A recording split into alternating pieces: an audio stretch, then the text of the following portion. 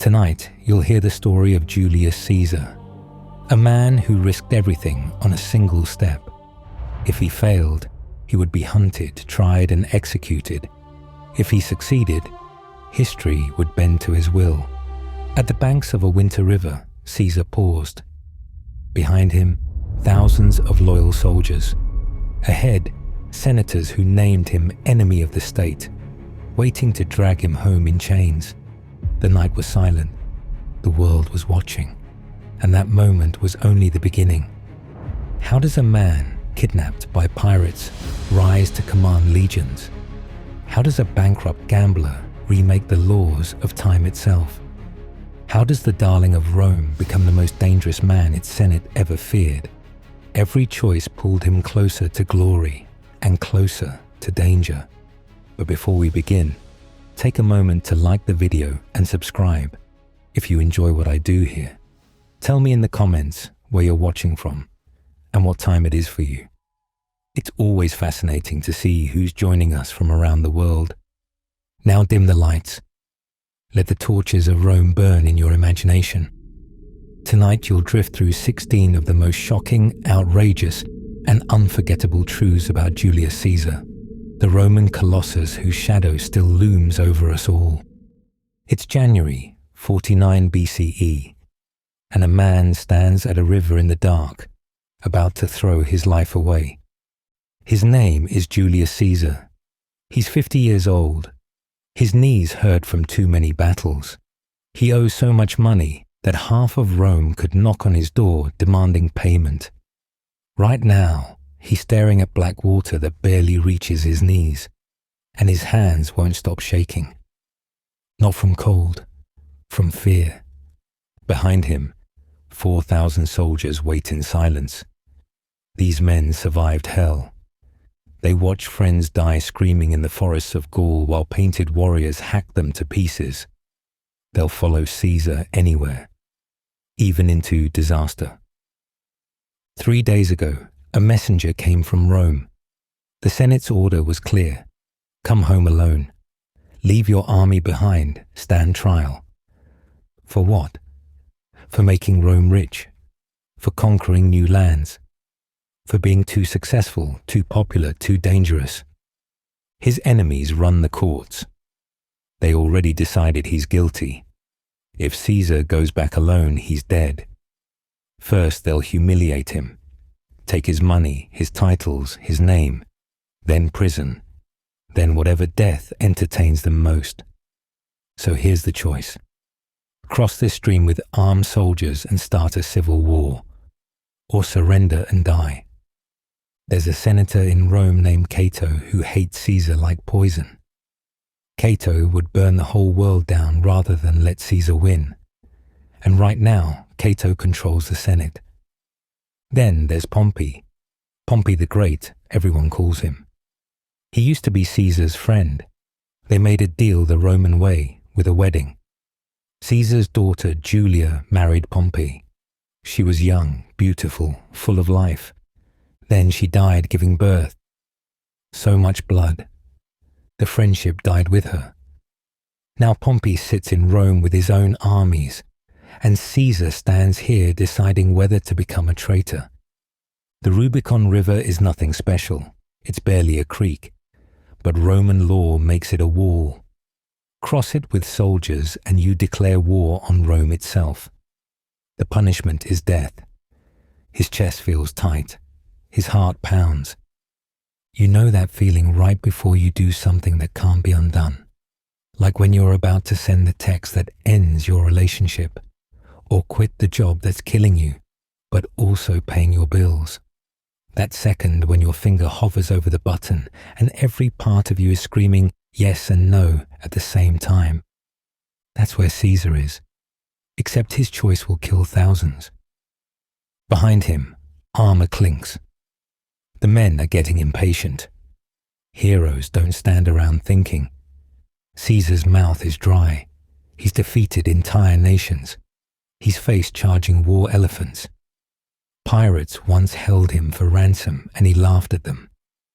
But this tiny river has him scared like a little kid.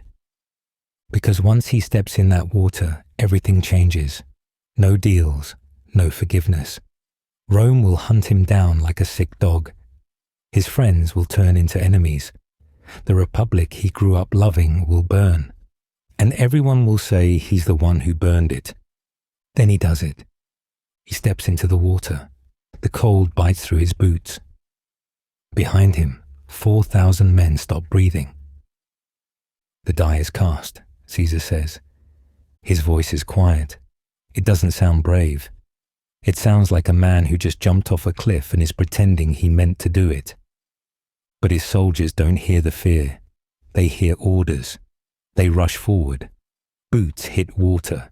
Shields crash against armor. The stream turns white under thousands of feet. Caesar walks across in 30 seconds. The other side is just mud and grass. But when he climbs out, dripping and shaking, everything is different. He's standing in Italy with an army, an enemy of the state, a traitor. His officers crowd around him, waiting. "We march for Rome," he says. The words float in the frozen air like a curse. Behind him, the Rubicon keeps flowing, indifferent, eternal.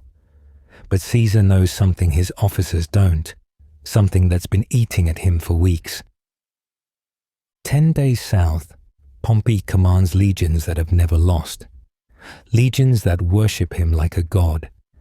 Right now, he's probably dining with senators who think Caesar is still safely contained in Gaul, playing governor. They're about to get a very different kind of visitor. But here's the thing. Caesar's made this exact kind of bet before, a bet where losing meant death. Except last time, he didn't have an army. He didn't even have a sword. All he had were his captors, a ransom demand, and 20 days on a ship surrounded by men who'd killed for less. So what do you do when you're a prisoner of the most feared pirates in the Mediterranean, and the only thing stopping them from slitting your throat is whatever comes out of your mouth next? The Aegean Sea, 75 BCE, 25 years before the Rubicon River crossing. A young man named Julius Caesar sits on the deck of a pirate ship, and he's laughing. He's 25 years old, broke, nobody important. Just another Roman noble trying to get to Rhodes to study public speaking. His family has a fancy name but no money. He's running from debt collectors and a dictator who wants him dead. Now he's got a new problem. Pirates. Cilician pirates are the terror of the Mediterranean. They're not romantic adventurers.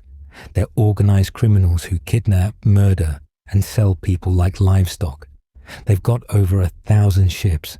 They raid entire cities. Roman senators pay them bribes to look the other way. 2 days ago, they grabbed Caesar's ship. The pirate captain looks at this skinny kid and names his price. 20 talents of silver, enough money to buy a small farm. Caesar stops laughing. His face goes serious. 20 talents? Are you stupid? You don't even know who you captured. I'm worth 50 talents. Demand 50 or you're insulting me. The pirates stare. This kid just negotiated his own ransom up. They agree. Why not? If he wants to pay more, let him. Caesar sends most of his people away to gather the money. That leaves him basically alone with some of the most violent criminals in the world. These men rape, torture, and kill for profit. Caesar treats them like servants. When he wants to sleep, he orders them to shut up. They do. When he writes poetry, he makes them listen. Then he gets furious when they don't clap enthusiastically enough. When they exercise on deck, he joins in, then mocks the ones who can't keep up. The pirates don't know what to do with him. Most hostages weep, they beg, they piss themselves and pray for mercy. This 25-year-old nobody acts like he's the one holding them captive. One night, Caesar's lying on deck, looking at the stars. A pirate sits nearby, sharpening his knife. Without turning his head, Caesar says, "When I get out of here, I'm going to come back and crucify every single one of you. His voice is calm and matter of fact, like he's mentioning tomorrow's weather. The pirate laughs, then the others join in. Sure, kid, whatever you say. But here's what they don't see. Caesar isn't joking. 38 days pass. The money arrives. 50 talents of silver. A fortune. The pirates let Caesar go, grinning. Best payday of their lives. Stupid rich kid. Caesar walks off their ship and waves goodbye. He goes straight to the nearby city of Miletus. He's got no official position, no military rank, no authority whatsoever. He walks up to random people with absolute confidence. Give me ships, give me soldiers, now. And they do it. Within days, he's got a small fleet and a crew of fighters. He sails back to the island where he was held. The pirates are still there, celebrating, drinking, spending their silver. They never thought the kid would actually come back. Caesar attacks at dawn. His ships surround the island. The pirates scramble for weapons, but it's too late. They're drunk, disorganized, caught completely off guard. Caesar's men round them up. Every single pirate. He takes back his 50 talents. Then he takes everything else they own. He chains them together and marches them to the prison at Pergamum. Caesar goes to the Roman governor and demands execution. The governor looks at all that pirate treasure, all that silver and gold. He makes excuses. He needs time. Translation: he wants to sell these pirates as slaves and keep the money.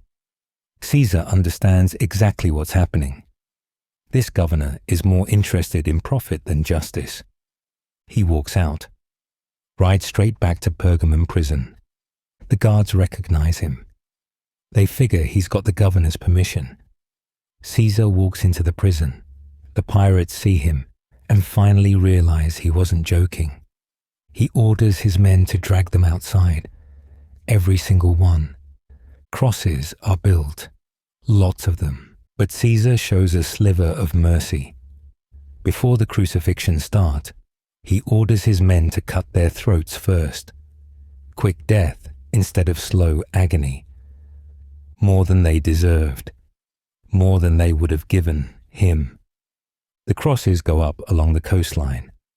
A message to every pirate in the Mediterranean. Julius Caesar keeps his promises. The governor hears about it later. He's furious. Caesar had no legal right to execute anyone. He acted without permission. Nobody does anything about it, because the people love it. A young Roman noble took revenge on the pirates who terrorized them. He did what the government wouldn't. Caesar learned something on that island. Power doesn't come from permission. It comes from the will to take it. But where did a 25-year-old kid get that kind of nerve? What makes someone laugh at pirates and promise crucifixion like it's nothing? The answer goes back even further. Back to when Caesar was just 18 years old and the most powerful man in Rome decided he needed to die. Rome, 82 BC. 7 years before the pirates. An 18-year-old kid named Julius Caesar wakes up to discover his name is on a list. A very specific kind of list, the kind that means you're about to die. The dictator Sulla has just won a civil war. He's back in Rome with an army, and he's settling scores. He's posting names in the forum on big stone tablets, prescription lists. Your name goes up, you're dead. Anyone can kill you. Anyone who hides you dies too. Your property gets seized. Your head goes on a spike. Over 1,500 names will eventually appear on those tablets. Senators, rich businessmen, anyone who backed the wrong side, anyone Sulla doesn't like, anyone whose property looks appealing. Caesar's name is on the list for one reason. He refused to divorce his wife. Her name is Cornelia. She's the daughter of Cinna, one of Sulla's biggest enemies. Cinna is already dead, killed in his own military camp by mutinous soldiers.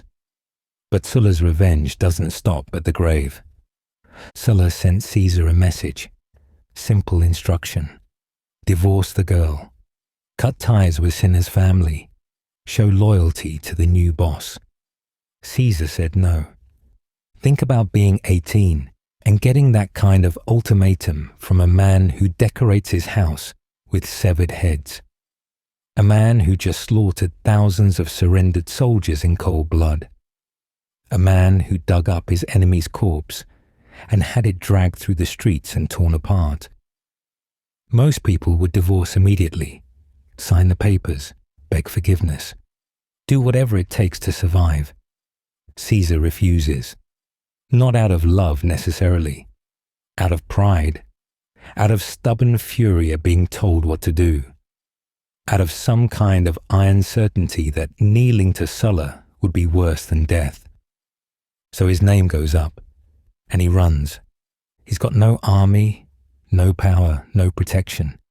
He's just a teenage patrician with a famous last name and a death sentence.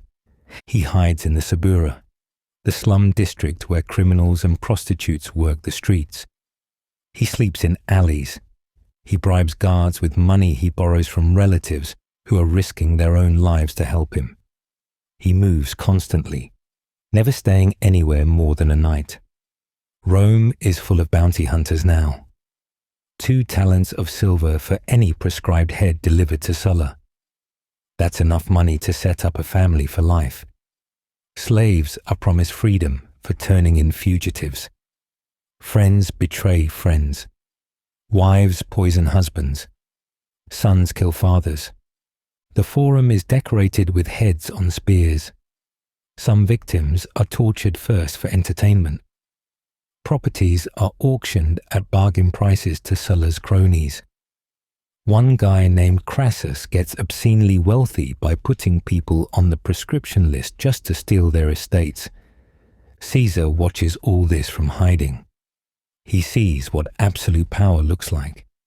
He sees how quickly Rome's laws become toilet paper when one man controls everything. For weeks, maybe months, he lives like an animal, hunted, desperate, angry. His family finally manages to get an audience with Sulla. They plead Caesar's case. He's just a kid. He's nobody important. His only crime is loving his wife. Spare him. Sulla sits there thinking. He looks at these patrician relatives begging for the boy's life. Finally, he agrees. Fine. The kid lives. But then Sulla says something that will echo through history. In that boy, there are many Mariuses. Marius wasn't just any Roman general. He was Caesar's uncle by marriage. He had married Caesar's aunt, Julia.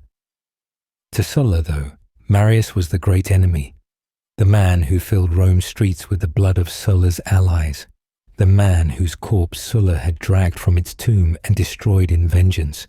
So when Sulla looks at Caesar and says this, he isn't just talking about family resemblance. He means he sees in Caesar the same dangerous spark, a force that can't be taught, can't be contained, and makes dictators nervous. And yet, Sulla spares him. Maybe because Caesar was still just a teenager, too untested to matter. Maybe because even Sulla, for all his ruthlessness, couldn't bring himself to kill a boy for what he might become. Caesar gets the news. He's off the list. He can stop running. But something inside him has changed. He's seen Rome's most powerful men up close, watched them murder, steal, and destroy without consequence. Learned that survival isn't about following rules. It's about being willing to break them harder than anyone else. He leaves Rome for military service in Asia Minor, gets as far from Sulla as possible. He's alive, but he's nobody. Just another young officer in a foreign war, carrying a name that almost got him killed. What he doesn't know yet is that war has a way of turning nobodies into legends.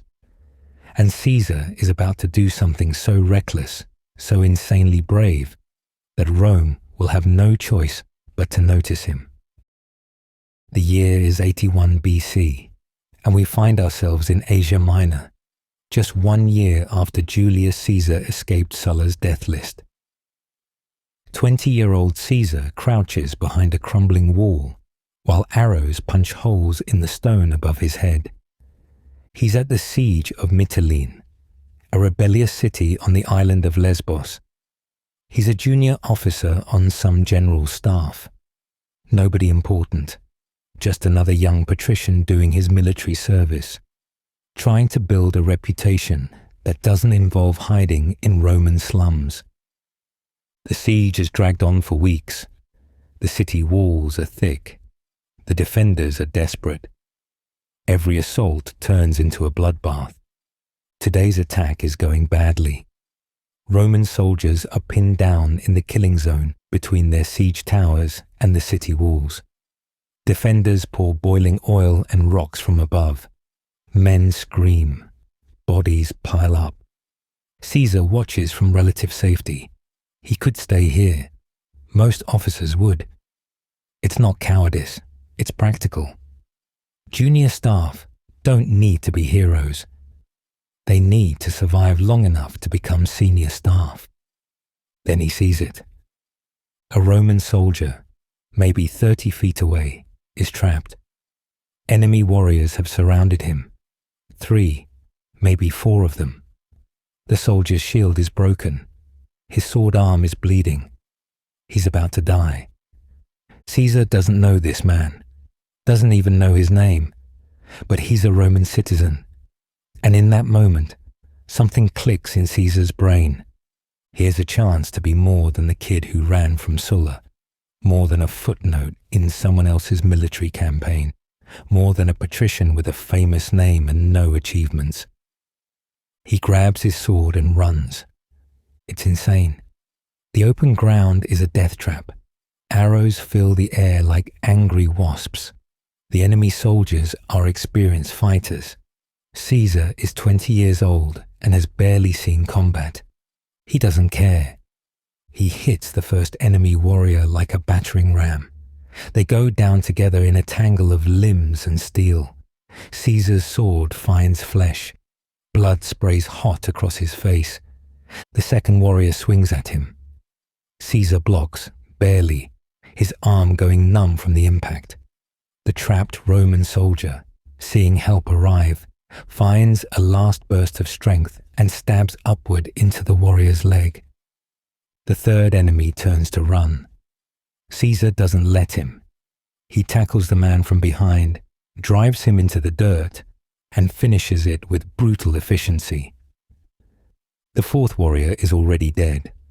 The Roman soldier he saved managed to get his blade into the man's throat. Caesar hauls the wounded soldier to his feet. The man is heavy, bleeding, barely conscious. Caesar throws the soldier's arm over his shoulder and starts dragging him back toward Roman lines. Arrows land around them like deadly rain. One grazes Caesar's shoulder, tearing cloth and skin. Another hits the soldier he's carrying in the leg. The man screams. Caesar keeps moving. His lungs burn. His legs feel like they're made of lead. Every step could be his last, but he doesn't stop. Won't stop, because stopping means dying, and he's already cheated death once. They make it back to Roman lines. Soldiers grab them, pull them to safety. Caesar collapses, gasping, covered in blood and dirt and other people's insides. The soldier he saved is alive. Barely, but alive. Medics swarm over him, packing wounds, shouting orders. Someone hands Caesar water. He drinks, his hand shaking so badly he spills half of it. His general, Marcus Thermus, appears. He looks at Caesar, then at the rescued soldier, then back at Caesar. He tells Caesar what he's earned. The civic crown, the Corona Civica, the second highest military honor in the Republic, a wreath of oak leaves given only to soldiers who save a citizen's life by killing the enemy and holding the battlefield. Winners get privileges. The Senate must stand when you enter the chamber. You can wear the crown at every public event. People applaud you even if they outrank you. It's a ticket to respect, to recognition, to a political career. The man Caesar saved will testify. It's official. Caesar finally catches his breath, and he realizes something profound. For the first time in his life, he's earned something. Not inherited it, not bought it, not had it handed to him because of his family name. He earned it by being willing to die for a stranger. That night, Caesar sits alone looking at the stars. His shoulder throbs where the arrow grazed him. His muscles ache. He can still taste blood in his mouth. But he feels different, alive in a way he's never felt before. He thinks about Sulla, about running and hiding like prey, about watching powerful men murder without consequence while he cowered in the shadows. He thinks about the future, about Rome, about power, and what it really takes to seize it. The fear is gone now, replaced by something sharper, hungrier, more dangerous. The oak crown is just leaves woven together. It weighs almost nothing. But wearing it changes everything, because now Caesar knows exactly what he wants. Not just glory, not just recognition. He wants Rome itself, all of it. And over the next 15 years, that hunger will drive him to do something so reckless, so financially suicidal, that his friends will think he's lost his mind. He's going to spend money he doesn't have, mountains of it, borrowed from men who break legs for late payments. Why? Because of something that happens 3 years from now. Something that will haunt him, humiliate him, and teach him the most important lesson of his life. Rome, 65 BC.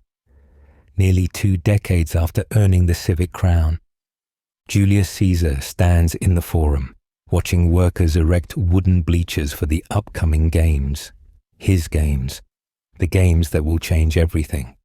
He's 35 years old now, serving as aedile, responsible for maintaining Rome's temples, roads, and public entertainment.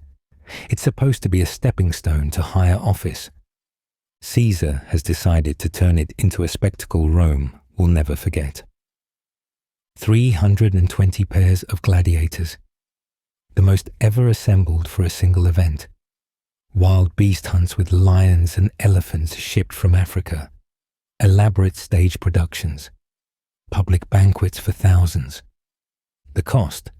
20 million sesterces. More money than most Romans see in 10 lifetimes. Caesar doesn't have it. He doesn't have even a fraction of it. But 3 years ago, something happened in Spain that made him realize he had no choice. Caesar was serving as questor, a minor financial official in a backwater province. He was 32 years old, the same age Alexander the Great had been when he died. Caesar wandered through a temple in Gades, killing time between administrative duties. That's when he saw it. A statue of Alexander. Marble carved to perfection. The conqueror who had reshaped the world before his 33rd birthday. Caesar stopped. He stared at that stone face. Something broke inside him. Alexander had conquered the known world by 32, built an empire from Greece to India, made kings kneel, died young and immortal. And Caesar? At the same age, he was shuffling tax records in Spain. His friends found him standing there, tears running down his face. They didn't understand. They weren't driven by the same hunger. They didn't wake up terrified of dying forgotten. Caesar wiped his eyes and made a decision. He was done being careful, done waiting. If he was going to leave a mark on the world, he needed to take insane risks, spend money he didn't have, make noise, because dying forgotten was worse than dying in debt. Now, 3 years later, Standing in the Forum, Caesar remembers that moment, that statue, that terrible realization that playing it safe gets you nothing. His family fortune is gone. He's already drowning in debt. Creditors knock daily, some politely, some with threats, but he's learned something. The people don't care about your bank account. They care about what you give them. Bread and circuses, give them that, and they'll vote for you. Remember your name. So Caesar does what ambitious Romans do when they run out of money. He borrows more.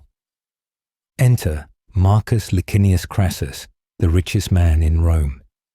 His fortune comes from real estate speculation, silver mines, and slave trading. When buildings burn, Crassus sends his private fire brigade with an offer. Sell your property at a fraction of its value, or watch it burn.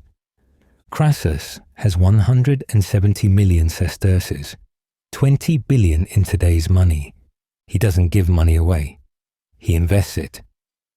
Caesar makes his proposition. Loan me the money. Let me put on the greatest spectacle Rome has ever seen.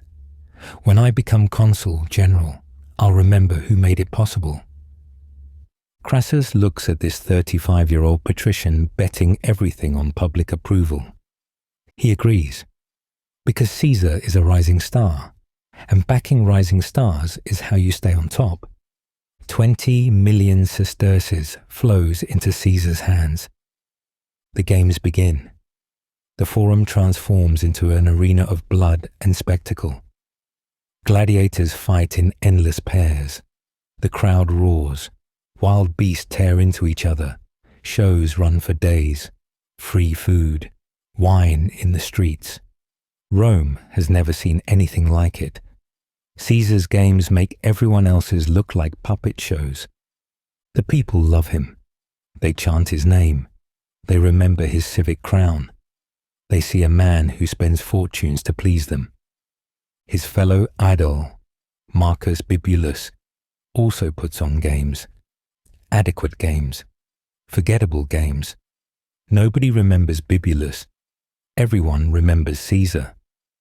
But late at night, Caesar does the maths. The numbers refuse to add up. He owes Crassus. He owes others. Amounts that would crush normal men. The interest is staggering. 20%, 30%, more. Can't pay? They take everything. Your property, your reputation, your life. Caesar has no property. His reputation is all he has. That and the goodwill of Rome's richest man. He's trapped now. He needs higher office to pay debts. But he needs money to win office, so he borrows more. Each step up requires more spectacle, more bribes, more favors. He's building an empire of IOUs that only military conquest could repay.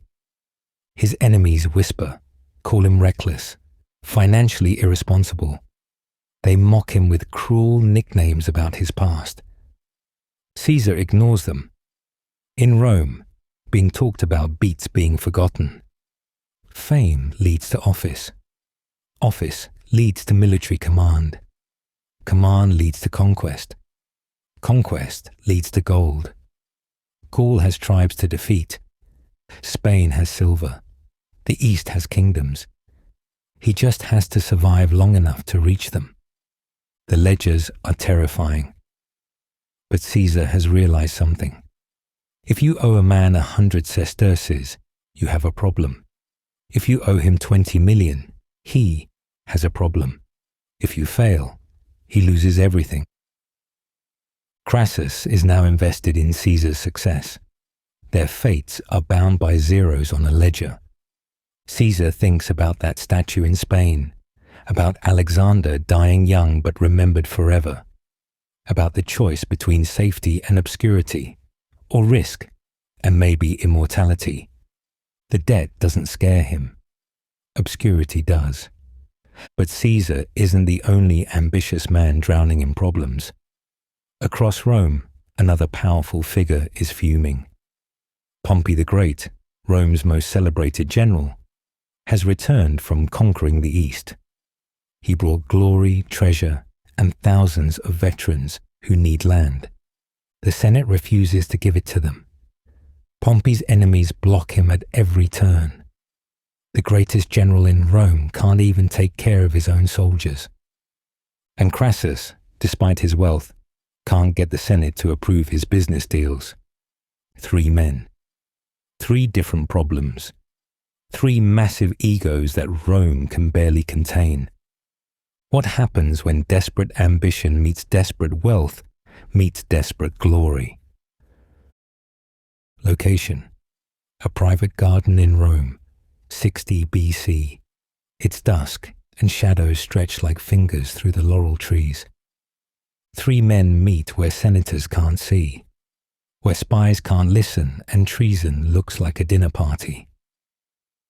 Pompey the Great arrives first. He shouldn't be here. This kind of secret meeting got people killed under Sulla. He remembers finding his friends' heads decorating the forum, remembers the prescription lists, the bodies. His hands shake, not from fear, from rage. He's 50 years old, Rome's greatest living general. He cleared the Mediterranean of pirates in 3 months, conquered more territory than any Roman in history, brought enough gold back to fill the treasury twice over. And the Senate treats him like a beggar.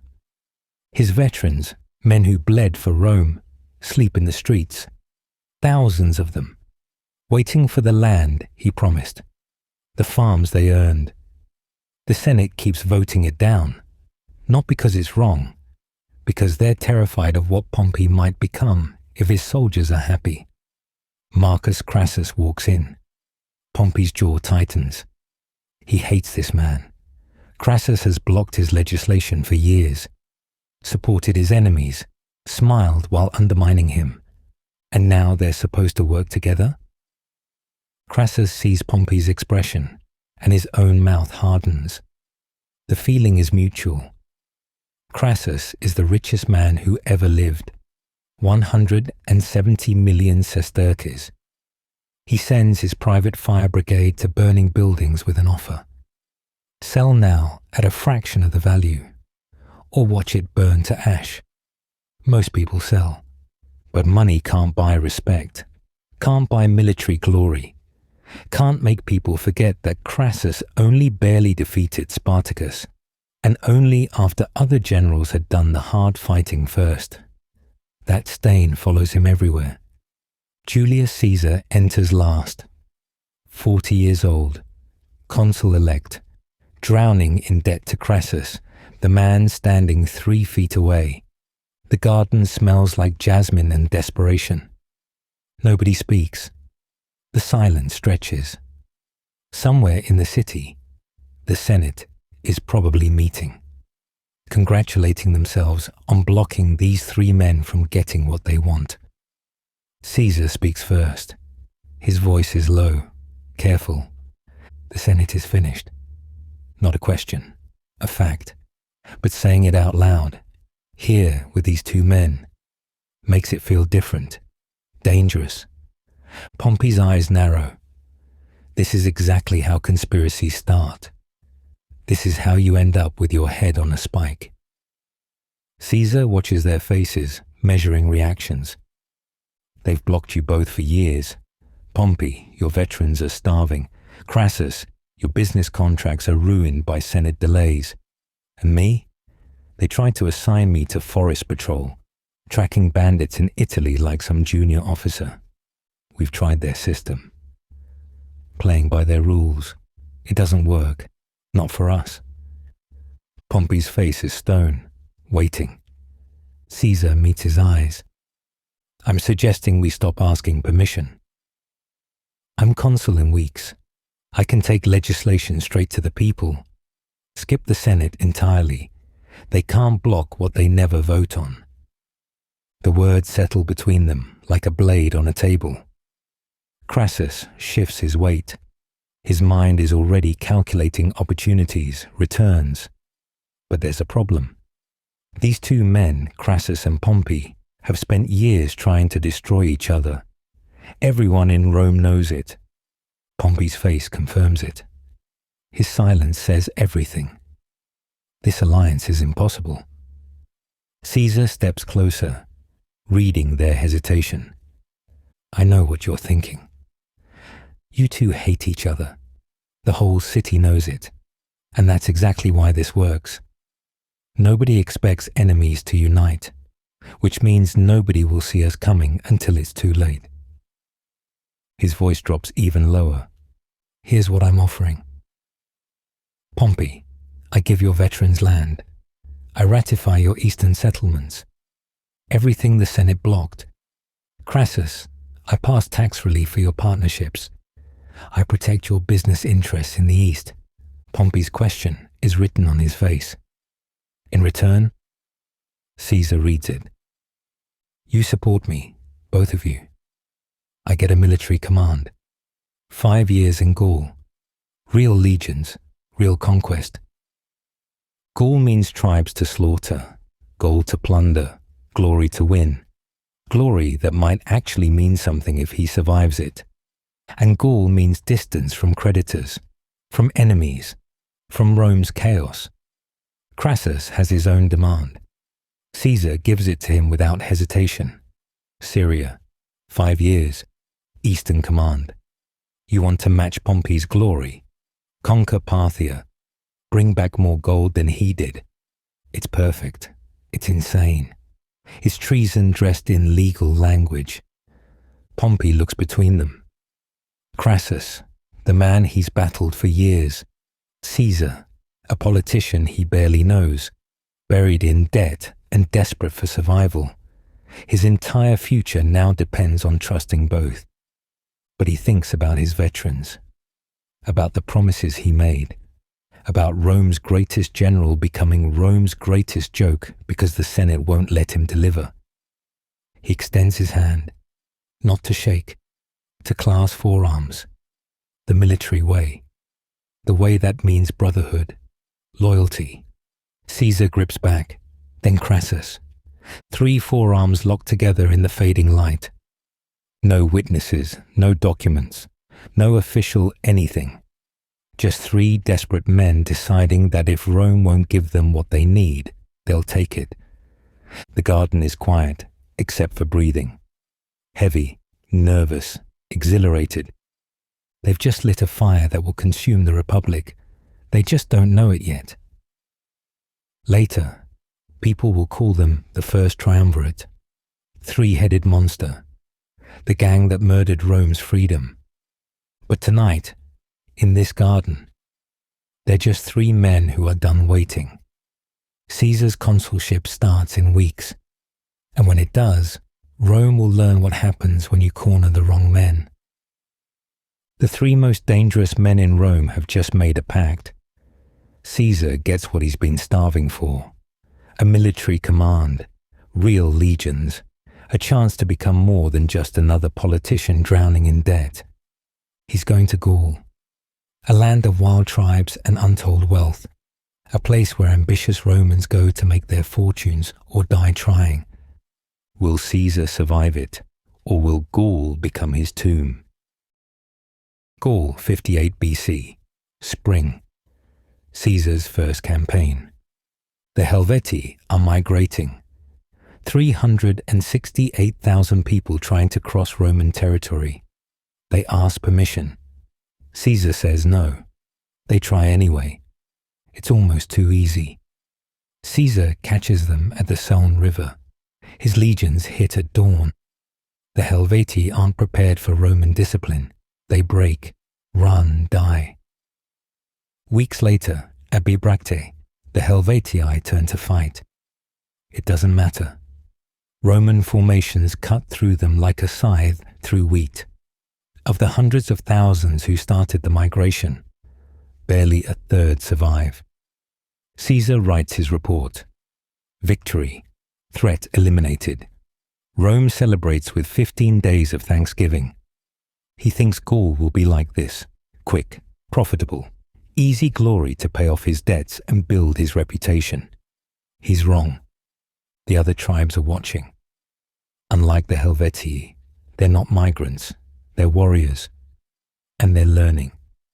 The Nervii tribe attack Caesar's camp while his legions are building fortifications. It's chaos. Roman soldiers scrambling for weapons, officers shouting contradictory orders. The Nervii swarm through half-built walls like wolves into a pen. Caesar himself grabs a shield from a dying man, jumps into the line, fights beside common soldiers because there's no time for commands, no time for strategy, just survival. His 7th Legion is surrounded, cut off, dying. Caesar watches men he knows, men who followed him from Spain, get hacked apart by Gallic swords. They barely win. Barely.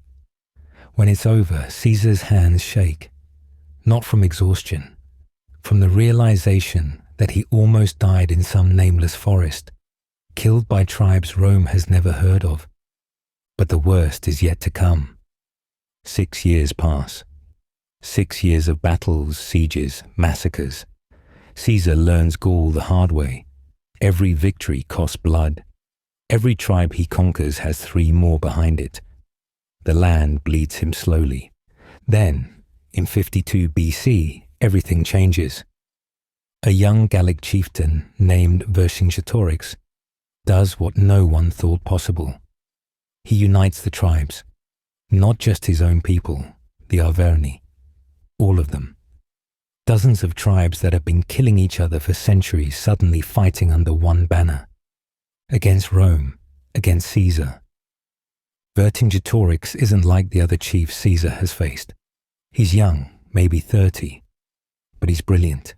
He studies Roman tactics, learns from their victories, and he understands something crucial. You don't fight Rome in pitched battles. You bleed them. You burn your own cities so they can't use them. You cut their supply lines. You hit their foragers. You make them starve. Caesar's legions start losing. Not big battles, small ones. Skirmishes that leave 20 Romans dead here, 50 there. Food convoys that never arrive. Supply depots that burn in the night. Then Vercingetorix ambushes Caesar near Gergovia. It's a disaster. Caesar's men charge uphill against fortified positions. They're slaughtered. Hundreds dead. The survivors retreat in chaos. For the first time in Gaul, Caesar runs. His officers are terrified. His soldiers whisper, the great Caesar, bleeding, beaten, maybe dying.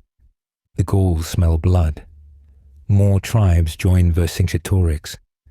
His army swells to hundreds of thousands. They're hunting Caesar now. The predator has become prey. Caesar retreats toward friendly territory. His legions are hungry, exhausted, demoralized. Some officers suggest abandoning Gaul entirely, going back to Italy before it's too late. Then Vercingetorix makes a mistake. Instead of letting Caesar bleed slowly, he retreats to a fortress town called Alesia. 80,000 warriors on a hilltop, unassailable walls, enough food for months. He's daring Caesar to besiege him. Caesar takes the dare, because he has no choice. If he retreats, he's finished. His career is over. His debts crush him. His enemies in Rome destroy him. If he stays, he might die here, in this God's-forsaken corner of Gaul. His engineers start building, not just siege walls, a complete circle around Alesia, 11 miles of fortifications, ditches, traps, towers, walls facing inward to keep Vercingetorix in. Then, because Caesar knows what's coming, walls facing outward too. The relief army arrives. 250,000 Gallic warriors, the largest army ever assembled in Gaul. They attack from outside while Vercingetorix attacks from inside. Caesar's 40,000 legionaries are trapped between 2 massive armies. It's exactly what Vercingetorix planned. Caesar should die here. His legions should be annihilated. The fighting lasts days. Bodies pile so high they block the approaches. Roman soldiers fight on the walls until their swords break, then keep fighting with daggers until their arms give out. Caesar rides from crisis to crisis, plugging gaps in the line with his last reserves. There's a moment, a terrible moment, when the outer wall breaks. Gauls pour through. Caesar can see them. His last reserves are committed. There's nothing left. He grabs his scarlet cloak, the one everyone knows, and rides straight into the gap. Not to fight, to be seen, to show his men he's still here, still alive. It works, barely. His soldiers rally. The line holds. The relief army breaks first, then flees. Vercingetorix watches his last hope ride away. The next day, Vercingetorix surrenders. Not for himself. To save his people. Caesar chains him, saves him for a triumph years from now. But standing in the ruins of Alesia, covered in other men's blood, Caesar knows the truth. He almost died here. Gaul almost became his tomb. But it didn't. He survived. And now he has something Rome has never seen. An army that just fought the impossible and won. Legions that would follow him into hell because they already did. They worship him. They chant his name. They're not Roman soldiers anymore. They're Caesar's men. But there's a new problem. Germanic tribes are crossing the Rhine. Not hundreds. Hundreds of thousands. The Usipetes and Tencteri. Entire nations fleeing the Suebi, the most brutal Germanic tribe of all. And they're not fleeing into empty land. They're flooding into Gaul with weapons drawn. The Gauls panic.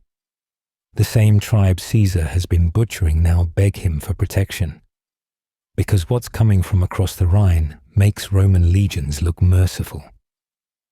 Caesar stares east toward the river, toward Germania, a land no Roman army has ever conquered, a land of endless forests and savage warriors, the place where legions go to die. And he realizes something that changes everything.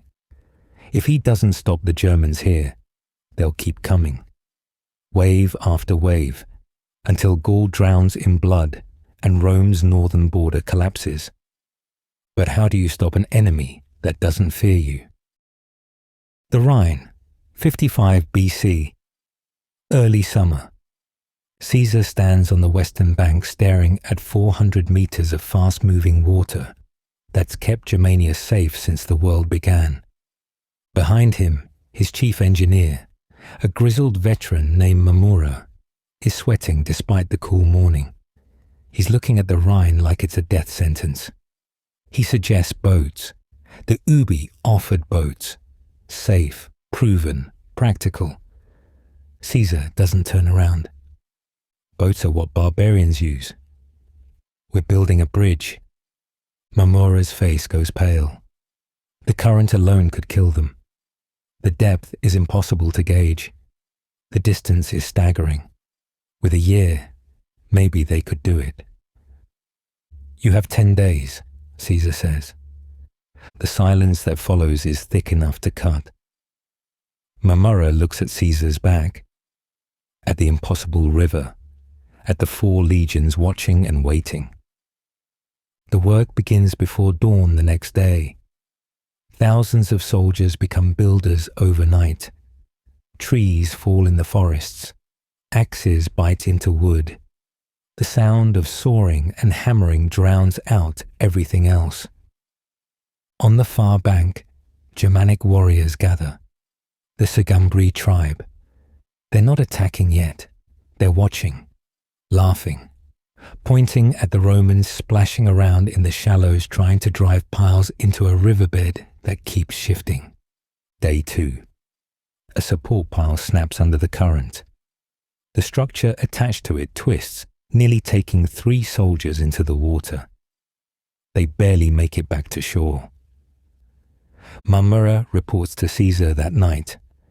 His hands are shaking. The riverbed is softer than expected. The current is stronger. They need more time. You have 8 days left, Caesar says. Day 3. Germanic raiders swim the river at night. They sabotage supports, kill 2 sentries, disappear back across before Roman patrols find them. In the morning, Caesar orders archers placed every 50 feet along the construction. Anyone approaching from the water gets shot. No warnings. Day 4. The bridge extends a quarter of the way across. From the Germanic side, it looks like a wooden finger reaching into the Rhine. The Sugambri warriors aren't laughing anymore. They're gathering in larger numbers. Armed. Caesar walks out onto the incomplete bridge. The structure sways under his weight. Water rushes beneath his feet. One slip means drowning in armor.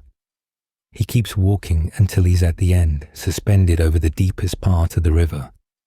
His men see him. If their general isn't afraid, neither are they. Day 6, halfway. The current here is vicious. It tears at the supports. Engineers work waist-deep in water, fighting to keep piles stable, while hammers drive them deeper. 3 men get pulled under. Only 2 come back up. The bridge groans. Timber creaks. Soldiers on the bank hold their breath, waiting for the whole thing to collapse. It holds. Day 8, 3 quarters across. The Germanic tribes are panicking. They can see the end now. This insane Roman bridge is actually going to reach their side. Thousands of warriors mass on the eastern bank. Women and children are being evacuated inland. The forest behind them is filling with refugees. Caesar stands at the incomplete end again. He can see the Germans clearly now. Close enough to see their faces, close enough to see their fear. Day 10, the last plank. When Mamurra hammers it into place, his hands are bleeding. He hasn't slept in 3 days. But the bridge is done. 400 meters of wooden road suspended over the Rhine by nothing but Roman engineering and sheer bloody-minded refusal to accept impossible. Caesar walks onto the bridge. Not the incomplete construction version.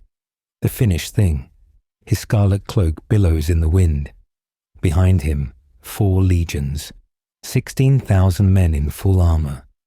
The bridge barely moves under their weight. On the far bank, Germanic warriors watch their world end. The Rhine was their protection, their wall, their promise from the gods that Rome couldn't touch them. The bridge says the gods were lying. Most of the Germans run before Caesar even reaches the other side. They disappear into forest their ancestors have hidden in for 1,000 years. The Suebi, the tribe everyone fears, withdraw without fighting. Because what's the point? If Rome can bridge the Rhine, walls mean nothing. Caesar spends 18 days in Germania. He doesn't conquer. Doesn't have to. He burns villages, cuts crops, lets the tribe see Roman legions marching through lands they thought were unreachable. Then he walks back. And here's the part that breaks their minds. He orders the bridge destroyed. Every timber, every support, every plank. His engineers tear it down faster than they built it up. Within 2 days, the Rhine flows freely again. Like the bridge never existed, except everyone saw it. The Germans, the Gauls, Rome. Caesar didn't cross the Rhine to conquer Germania. He crossed it to prove he could. Then he destroyed the proof to show that he doesn't need it to stay there. He can build it again anytime he wants. 10 days. Anywhere. No tribe is safe. No distance is protection. No natural barrier means anything. His legions don't just worship him now. They believe he can do anything. Walk on water, bridge rivers, turn impossible into Tuesday afternoon. Back in Rome, the Senate receives his report. 20 days of Thanksgiving declared.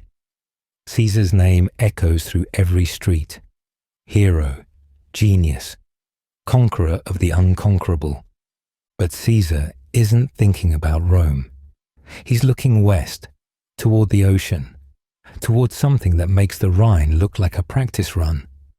Britain, an island wrapped in fog at the edge of the known world. No Roman has ever set foot there. No legion has ever landed on its shores. The Gauls whisper about it in terror. Blue-painted warriors, druid priests who practice human sacrifice, cliffs that rise from crashing waves like walls built by gods. And unlike the Rhine, there's no bridge you can build across an ocean. Caesar has no navy, no ships, no experience with naval warfare. His soldiers are legionaries, not sailors. Most of them have never even seen the ocean. The Senate back in Rome thinks he's done. They think the Rhine Bridge was his final spectacular achievement. They're already planning to recall him, to end his command, to bring him home where his enemies can destroy him. They don't know Caesar has made a decision that will either make him immortal or kill him trying.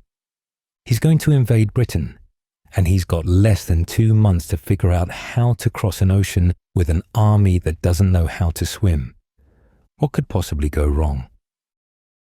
Beyond the ocean's edge, where druids dream, a general dares what gods have never seen.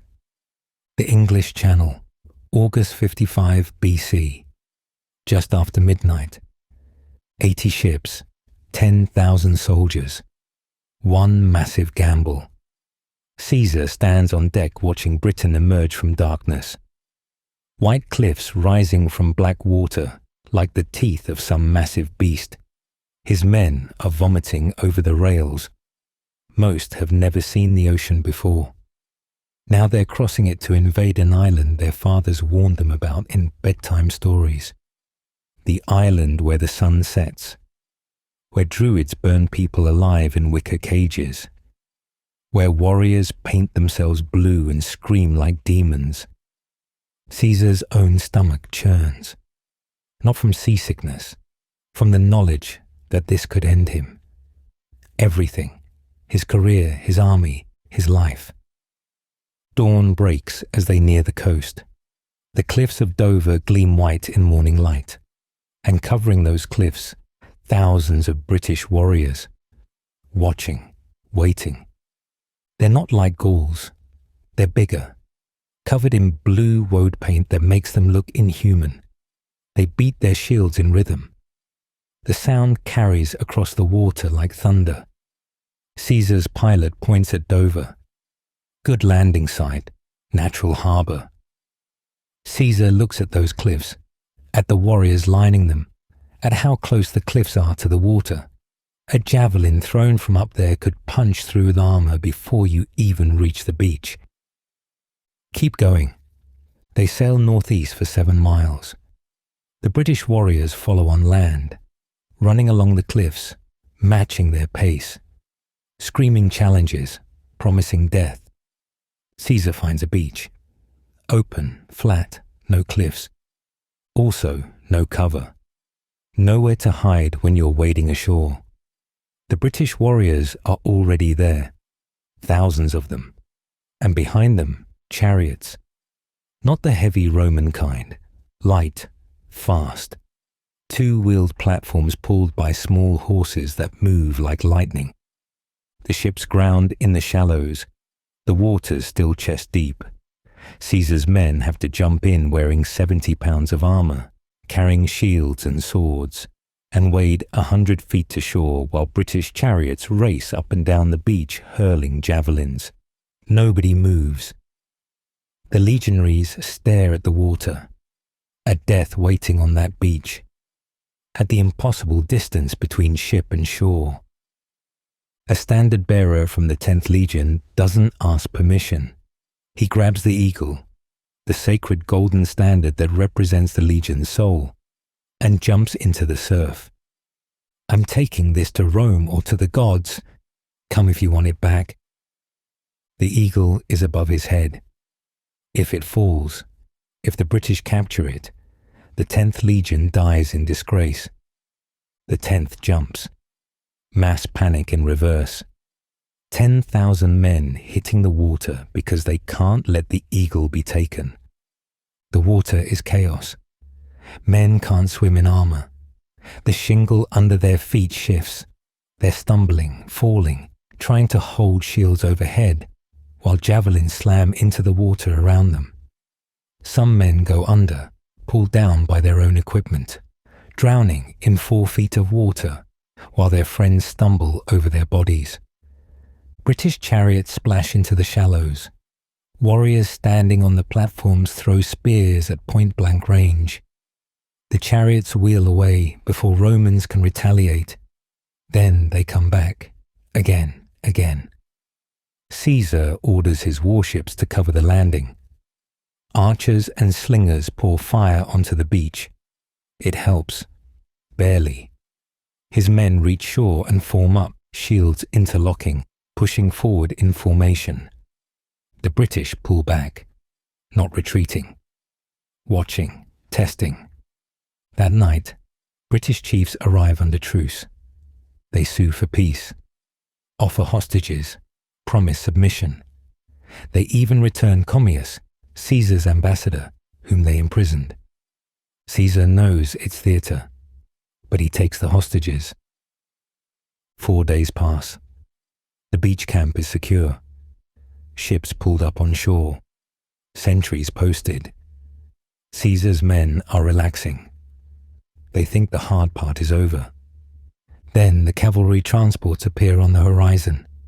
Finally, 500 cavalry on 18 ships. About to land.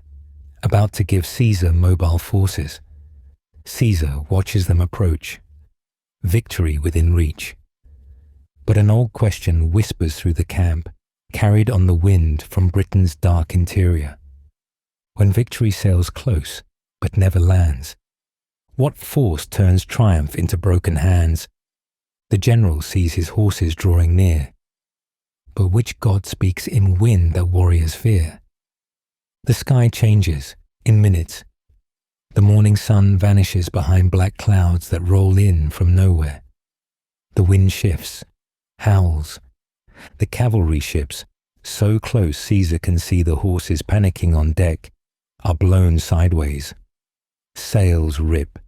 Ships scatter like leaves, all 18 driven back across the channel by a storm that materialized from nothing. The answer screams in from the north.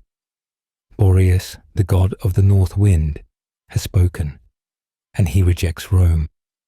Caesar's cavalry is gone, not lost, just gone. Blown back to Gaul by Britain's weather, by winds that obey gods older than Jupiter. The island itself rejecting Rome's reinforcements. Then the storm hits the beached fleet. The tide here rises higher than anywhere in Gaul. Nobody warned Caesar about British tides. His warships, pulled up on shore for safety, fill with water. His transports, anchored offshore, drag their anchors and smash into each other. Hulls crack, masts snap. By morning, 40 ships are destroyed, the rest damaged. Caesar has no cavalry, limited supplies, and no way home if he needs it. The British see everything. They see Romans trapped, weak, vulnerable. They start gathering, not tribe by tribe, all of them. Caesar's men work day and night repairing ships, but they need food. The foraging parties go out lightly armed to move faster. The British ambush the 7th Legion while they're harvesting grain. Caesar sees the dust cloud from camp, combat dust, the kind that means men are dying. He grabs every soldier not on repair duty and runs 2 miles in armor. When he gets there, the 7th is surrounded, and Caesar sees British warfare for the first time up close. The chariots are everywhere, 2 men per chariot. Driver and warrior. They race past Roman lines. The warrior throws javelins, then jumps off to fight at close quarters with a sword. When pressed, he jumps back on. The chariot wheels away, returns from another angle. It's like fighting smoke. The warriors themselves are terrifying. Covered in blue woad paint, hair spiked with lime. They're huge, taller than Romans, and they fight like madmen. No fear. They sing while they fight. Actually sing. Caesar's reinforcements hit the British flank. The ambush breaks. The 7th survives. That night, Caesar lies awake in his tent. He's trapped on an island with 2 battered legions, no cavalry, broken ships, and an enemy that's learning his men can bleed. If the British attack his camp in force, if they unite every warrior in the southeast, he's finished. Rome's legions destroyed on a beach at the edge of the world.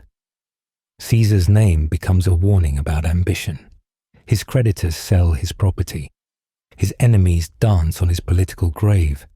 He can't sleep, can't eat. The tent feels like a cage. The island feels like a prison. The British don't attack. They're waiting, watching, letting Rome understand it's not safe here.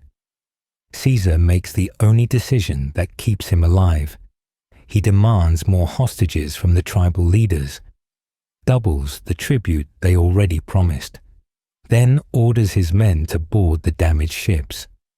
They limp back across the channel in vessels that barely float.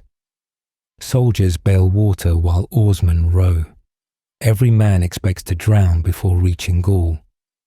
They make it, barely. Caesar writes his report. Successful reconnaissance.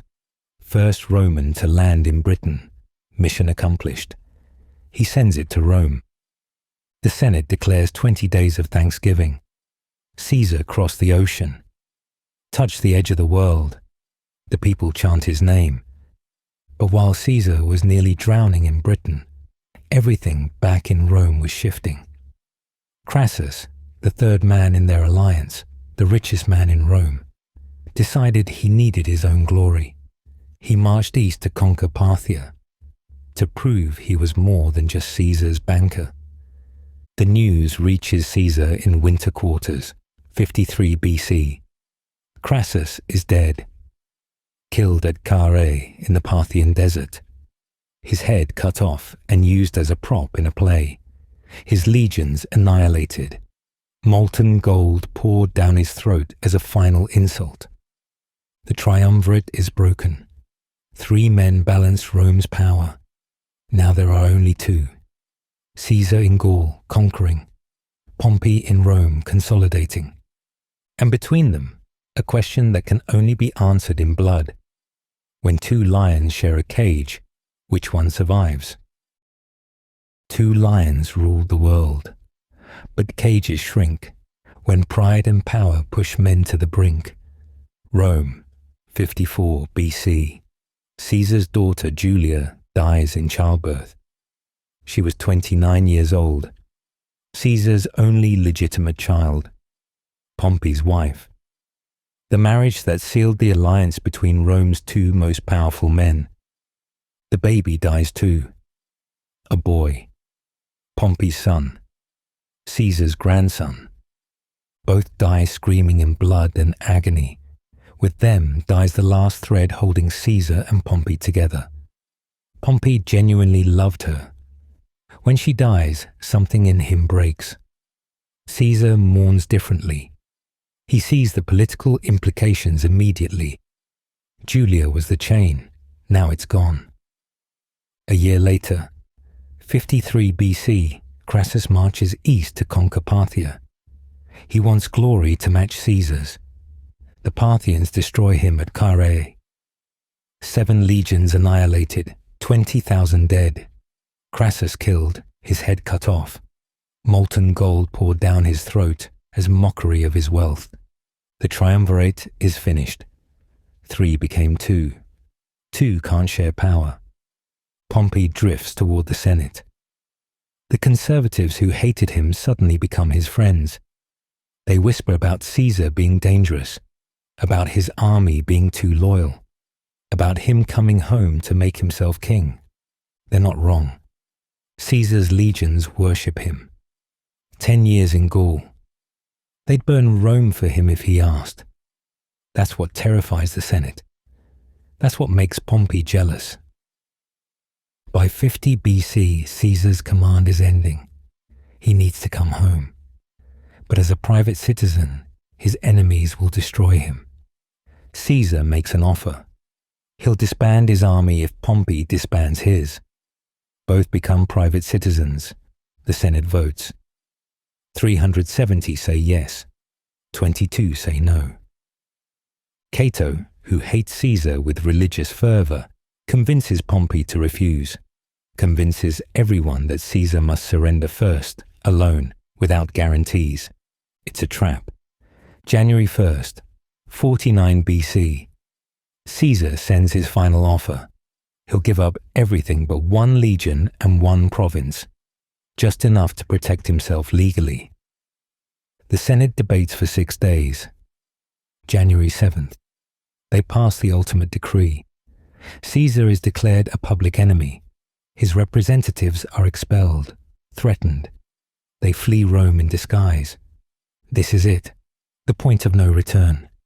Caesar is in Ravenna with 1 legion. The 13th. 5,000 men. Pompey has everything. Legions in Spain, recruits in Italy, the treasury, the Senate, Rome itself. Caesar should lose. But Caesar understands something Pompey doesn't. Pompey's legions are recruits, untested. They don't love Pompey. Caesar's 13th has been with him since Gaul, crossed the Rhine, invaded Britain, survived Alesia. They'd follow him into hell. He calls his officers together. They've left me no choice. We march on Rome. His officers go pale. Marching on Rome is treason. War on the Republic. What Sulla did. Proscriptions, massacres, blood. But Caesar has already decided.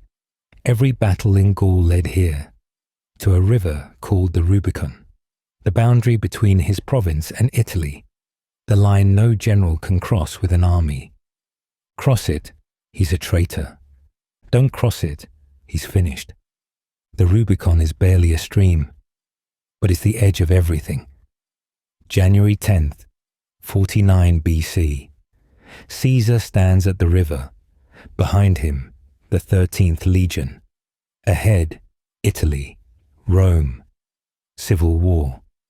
He thinks about Pompey, once his ally, his son-in-law, his partner, now his enemy.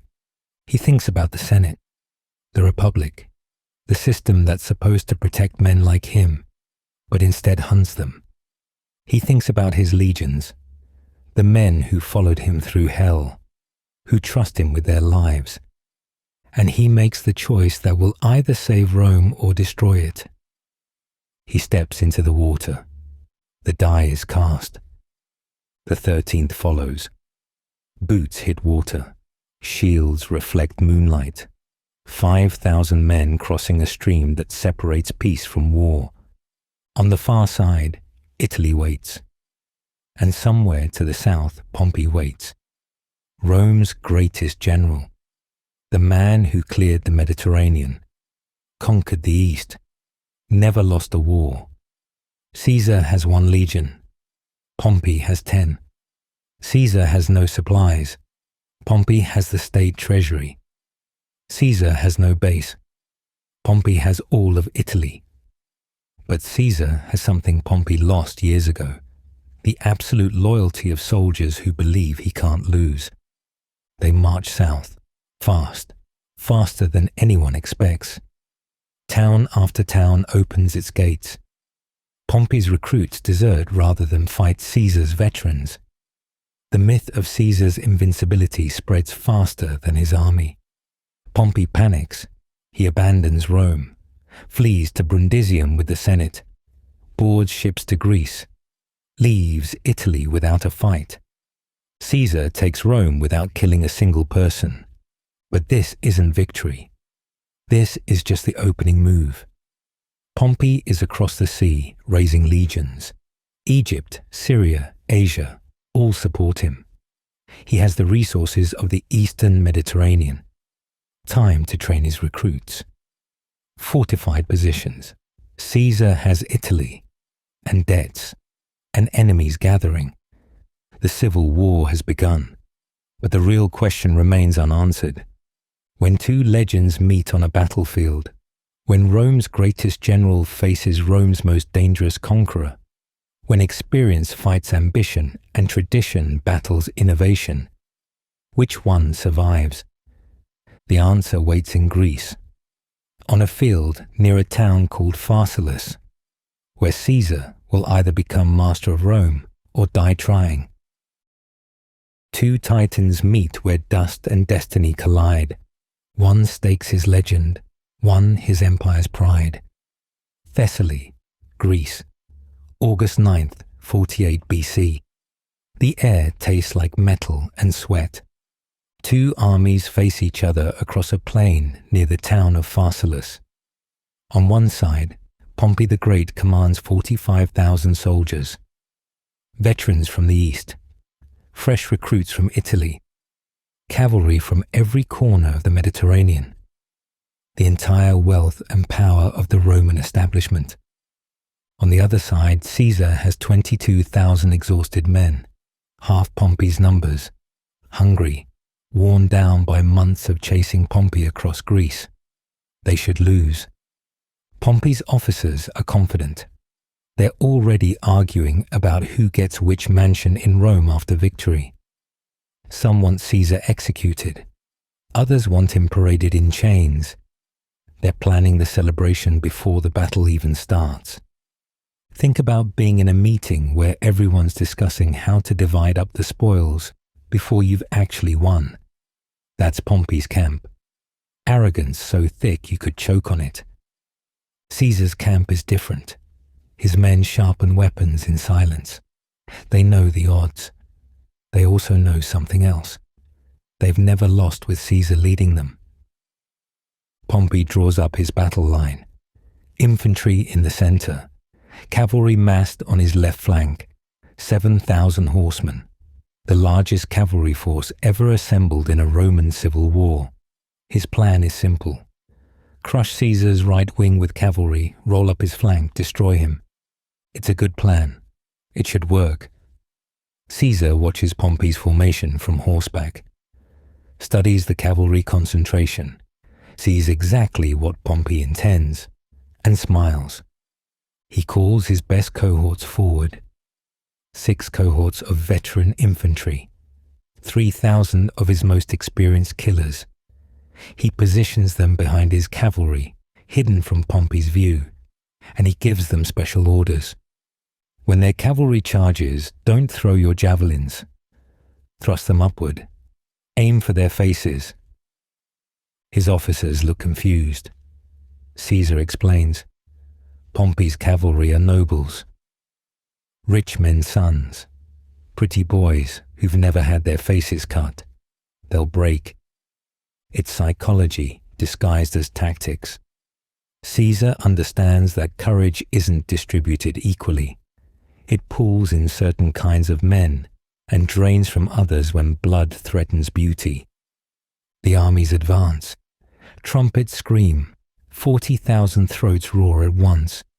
The sound alone could crack stone. Pompey's cavalry thunders forward. Hooves shake the earth. Dust rises like smoke. They crash into Caesar's cavalry, who immediately retreat. Exactly as Caesar planned. Pompey's horsemen pursue, drunk on easy success. They're charging hard, thinking they've already won this flank. Then Caesar's hidden cohorts step forward, 3,000 men in perfect formation, javelins raised, not throwing them in an arc like normal, holding them like spears, waiting until the cavalry is close enough to smell. Then they strike. Javelins thrust upward into faces, into throats, into the soft bellies of horses. Men scream. Horses scream louder.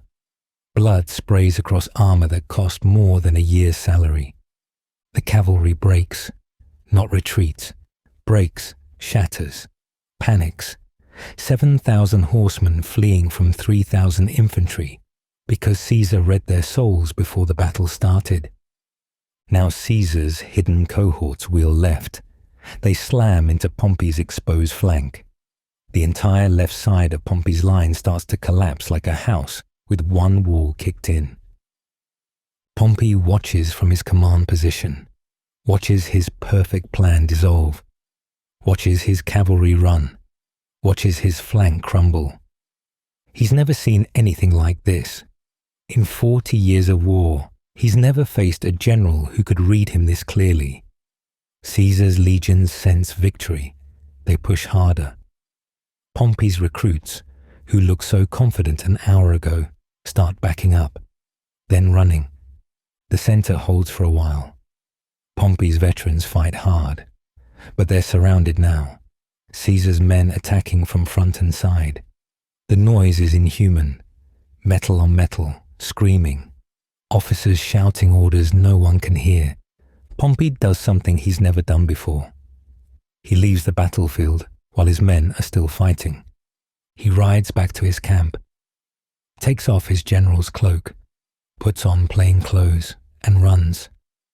The man who cleared the Mediterranean of pirates, who conquered the East, who never lost a battle, runs away from a fight he should have won. His camp falls within the hour. Caesar's starving soldiers find tables set for a victory feast. Wine already poured. Food still warm.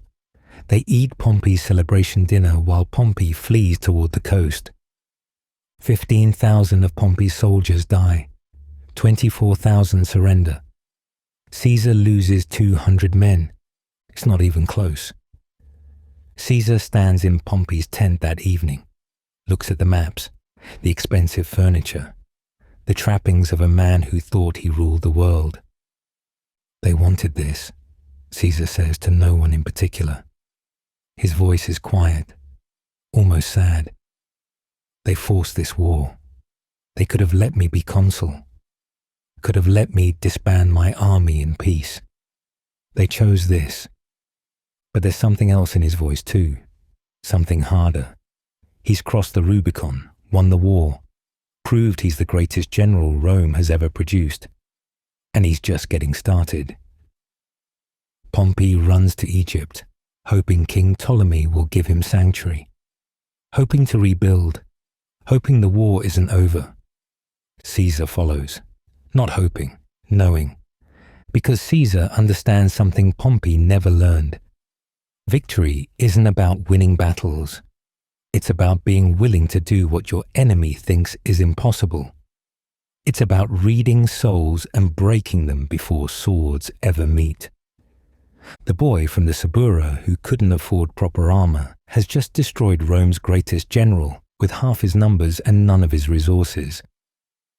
But chasing Pompey to Egypt will cost Caesar something too, something he doesn't expect. Because Egypt has more than armies. It has a queen who's just as ambitious as Caesar, just as brilliant, just as willing to do the impossible. And she's been waiting for him. A carpet unrolls and history bends. When a queen meets a conqueror, the republic ends. Alexandria, Egypt, September 48 BC. Caesar arrives 3 days after Pompey. He's expecting a war, maybe a siege. Pompey has friends here. Egypt's king owes Pompey favors. Caesar figures he'll have to fight his way to his enemy. Instead, a small boat approaches his ship in the harbor. Egyptian officials climb aboard, smiling, friendly. They're carrying a gift wrapped in cloth. They unwrap it at Caesar's feet. It's Pompey's head. The greatest general Rome ever produced before Caesar. The man who cleared the seas, conquered the East, married Caesar's daughter, reduced to a severed head wrapped like fish at market. Caesar's officers expect him to celebrate. Instead, he turns away. Some say he weeps. Maybe he does. Maybe it's theatre, but the disgust on his face is real. Young Ptolemy XIII, Egypt's 13-year-old king, thought he was being clever. Kill Rome's enemy, win Rome's friendship. Simple politics. But Ptolemy is barely old enough to shave and doesn't understand men like Caesar. You don't murder someone's rival and expect gratitude. You've just shown you're the kind of person who murders people. Caesar accepts Egypt's hospitality, but he doesn't trust them. And he's about to meet someone who makes Ptolemy XIII look like a child playing dress-up, Cleopatra. She's 21 years old, Ptolemy's older sister. Technically co-ruler of Egypt, but currently in exile because her little brother's advisors want all the power for themselves. She's been locked out of her own palace, her own city, her own throne, and she's about to change everything. Picture this. You're Caesar. You're in the royal palace in Alexandria. Guards everywhere. You've just watched Egypt murder your former ally to try to impress you. You're trying to figure out how to handle this diplomatic nightmare without starting another war. Then someone tells you a carpet merchant wants to deliver a gift. The carpet arrives, large, rolled tight, Egyptian style. Guards carry it in. They unroll it at Caesar's feet. Out steps Cleopatra. Not hidden, not smuggled. She walked right past her brother's guards inside a carpet because nobody checks a carpet merchant. She's standing in front of Caesar before anyone can react, laughing. It's the boldest entrance in history. And Caesar, who's seen everything, who's conquered Gaul and crossed the Rubicon and destroyed Pompeii, is impressed. She's not just beautiful. Plenty of women are beautiful. She's smart, sharp, funny. She speaks 9 languages. She's read everything. She understands power. And she needs Caesar as much as he's about to need her. They talk all night. About Egypt. About Rome. About Ptolemy XIII being a useless child controlled by ambitious advisors. About how Alexandria is the richest city in the world, but run by idiots. By morning, Caesar has made his decision. Cleopatra is the rightful ruler. Ptolemy can share the throne if he behaves. Egypt's civil war is over because Caesar says it's over. Ptolemy's advisors panic. This Roman general just showed up and decided their politics for them, decided to back the sister they exiled, made himself comfortable in their palace. They raise an army. Alexandrians riot. The palace is suddenly under siege. Caesar has 4,000 men. Alexandria has 20,000 soldiers plus an angry mob. The odds are terrible.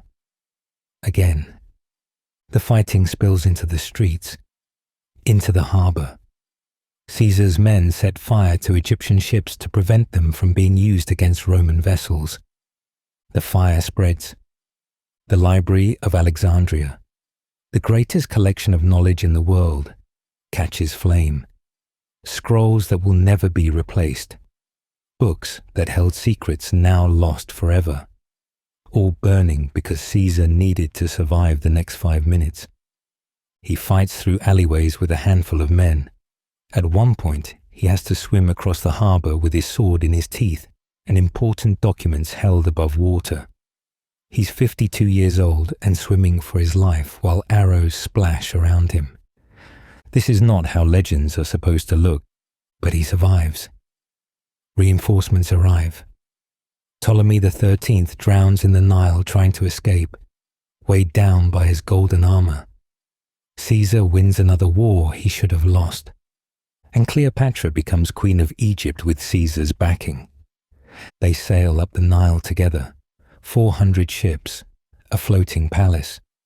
They're gone for months, seeing pyramids, ancient temples, the source of Egypt's wealth. Rome is scandalized. Their general, their consul, is floating down a river with a foreign queen 31 years younger than him. She's young enough to be his daughter. And while he's playing tourist, Roman soldiers are dying in Spain. The Republic is tearing itself apart.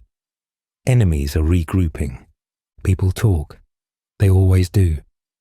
Caesar's sleeping with an Egyptian queen while Rome bleeds. Caesar's gone native. Caesar's forgotten he's Roman. Then the news gets worse. Cleopatra is pregnant. A son, born in 47 BC. She names him Ptolemy the 15th Philopator Philometor Caesar. Everyone just calls him Caesarion. Little Caesar. She doesn't hide it, doesn't pretend. She puts Caesar's face on coins next to hers, declares the boy is Caesar's son, makes it official, and Rome loses its mind. Because this isn't just a scandal anymore. This is dynastic. This is a Roman consul with a foreign queen producing an heir. This is exactly what Rome's worst nightmare looks like. The Republic exists for one reason: no kings, ever. They murdered their last king 500 years ago and built an entire system of government to make sure it never happens again. And here's Caesar, with a queen, and a son who could claim both Rome and Egypt. The senators see it. The people see it. Everyone sees it. This isn't about military victories anymore. This is about power that doesn't end. Power that passes to children. Power that looks exactly like a crown. Caesar finally leaves Egypt in 47 BC. He has other wars to fight. Pompey's sons in Africa. Resistance in Spain. The empire is still burning. But Rome doesn't forget. Can't forget. Their greatest general has crossed a line that has nothing to do with rivers or battles. He stopped acting like a Roman and started acting like something else. Something older. Something the Republic was built to destroy. And back in Rome, in the Senate, in the streets, in the whispers that spread like plague, one question grows louder every day. If Caesar returns to Rome with that much power, that much glory, that much proof he can do whatever he wants and win, what's stopping him from taking the one thing Rome swore it would never give again? When months drift wrong and seasons lie, one man commands both earth and sky. Rome, 46 BC. Caesar stares at the calendar and realizes something is deeply broken. The months don't match the seasons anymore. Harvest festivals happen before the harvest. Winter ceremonies occur in autumn. Religious dates drift like ships without anchors. Rome's calendar has 355 days. The actual solar year has 365. That's 10 days of error every single year. To fix it, priests are supposed to add extra months periodically. But the priests are politicians. They add months to extend the terms of friends, skip months to shorten the terms of enemies. By the time Caesar takes control, Rome's calendar is off by 2 full months. Markets can't plan. Farmers can't predict. Religious festivals happen at the wrong times, which means the gods aren't being honored properly. At least, that's what Romans believe. Think about trying to run your life when no one agrees what day it is. When holidays move around randomly because someone in power decided to mess with the calendar for political gain. That's Rome. Caesar brings in Sosigenes, an astronomer from Alexandria. They create a solar calendar, 365 days, 12 months, an extra day every 4 years. But first, they have to fix the accumulated error. The year 46 BC becomes 445 days long. Romans call it the last year of confusion. People complain. Merchants hate it. Debts come due at unexpected times. Everyone's confused. Caesar doesn't care. On January the 1st, 45 BC, the Julian calendar begins. For the first time in generations, Roman months match the seasons. Markets can plan. Farmers know when to plant. Festivals happen when they're supposed to. The people love it. Order imposed on chaos. But the Senate sees something else. Caesar just reorganized time itself. Didn't ask permission. Didn't debate. Just decided that starting on this date, time works differently now. If he can command the calendar, what can't he command? The honors pile up after he defeats Pompey's sons in Spain. Dictator for 10 years. Then they change it. Dictator perpetuo. Forever. A golden chair in the Senate. His statue among the kings of Rome. His face on coins while he's still alive. That's never been done before. The month Quintilis is renamed Julius.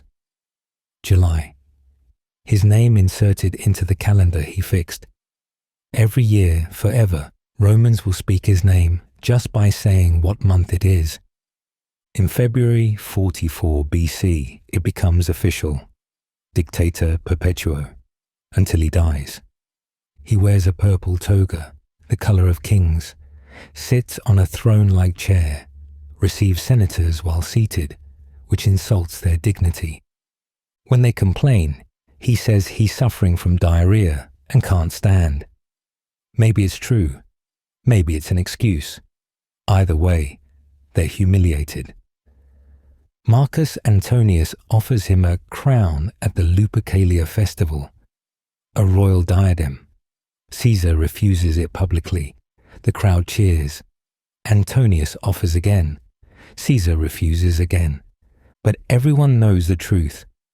Caesar already has everything a king has except the name. And that word, that one word, is the thing Romans fear most. The word that justifies any violence.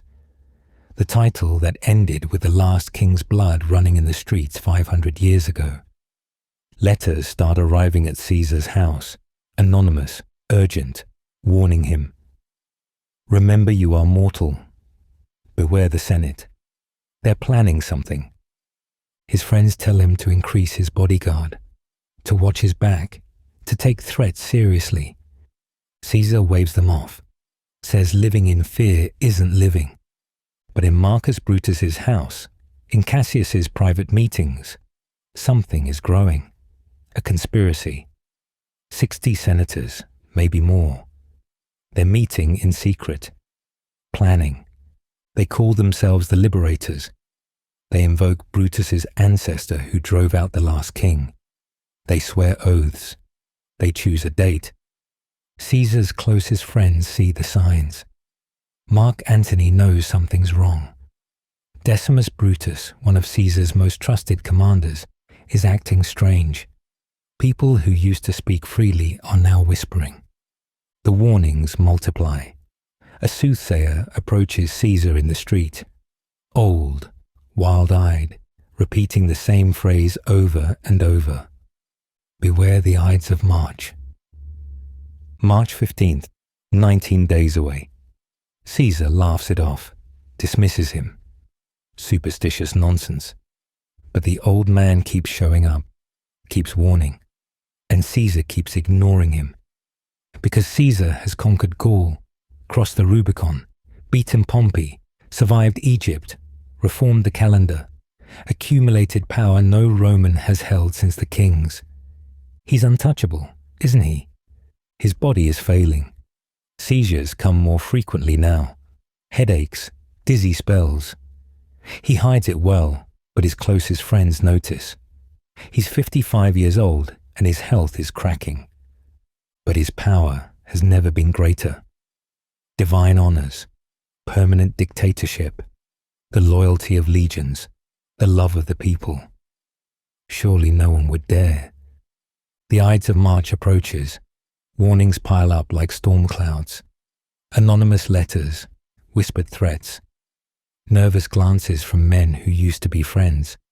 And Caesar, the man who calculated everything, who read Pompey's soul before Pharsalus, who crossed rivers and conquered nations through sheer will, makes one final miscalculation. He believes his power makes him safe. That glory is armor. that being beloved by soldiers and feared by enemies is enough. He doesn't understand that scared men are the most dangerous kind, that cornered senators with nothing left to lose will do things rational men never would. 19 days until the Ides of March. The old soothsayer keeps appearing, the warnings keep coming, and Caesar keeps ignoring them all. What happens when the most powerful man in the world stops believing he can be killed? Blood spills where marble meets ambition's end. 23 blades from those who called him friend. Rome, March 15th, 44 BC. The morning starts wrong. Caesar wakes with his wife Calpurnia screaming. She's had a nightmare. Vivid, horrible. She dreamed she was holding Caesar's murdered body in her arms. Blood everywhere, his life draining into her hands. She begs him not to go to the Senate meeting. Stay home, just this once. Please. Caesar hesitates. He's had bad omens too. Sacrifices with no hearts in the animals. His health has been terrible. Seizures, weakness. Maybe staying home makes sense. But then Decimus Brutus arrives, one of Caesar's most trusted commanders, a man Caesar loves like a son. He laughs at the omens, says the Senate is waiting. They're going to offer Caesar more honors. Can't be delayed. What will people say if the great Caesar is afraid of his wife's dreams? Caesar's pride won't let him hide. He gets dressed, purple toga, laurel crown. Calpurnia watches him leave, still begging him to stay. On the street, that old soothsayer is waiting. Beware the Ides of March, the man says again. Caesar smiles, almost mocking. The Ides of March have come.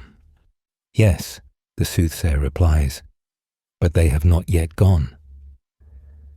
Someone hands Caesar a note, urgent, a warning, names of conspirators, details of the plot, everything he needs to know to save his life. Caesar takes it, doesn't read it, keeps walking. Think about that moment. Someone literally hands you the information that would save your life. You're holding it. All you have to do is read it, and you don't. He arrives at the theatre of Pompey. The Senate is meeting in a hall there, the Curia of Pompey. Ironic. Caesar is about to die in a building named after the man he destroyed. Inside, 60 senators are waiting. The conspirators. But Caesar sees familiar faces, friends, colleagues, men he's worked with for years. They're nervous, sweating. Some can barely look at him. Caesar doesn't notice. Mark Antony, Caesar's most loyal supporter, is supposed to be here. But Gaius Trebonius intercepts him outside, starts a conversation, keeps him busy, makes sure he can't enter. Caesar walks into the Curia alone. The senators swarm him, all talking at once, presenting petitions, crowding close.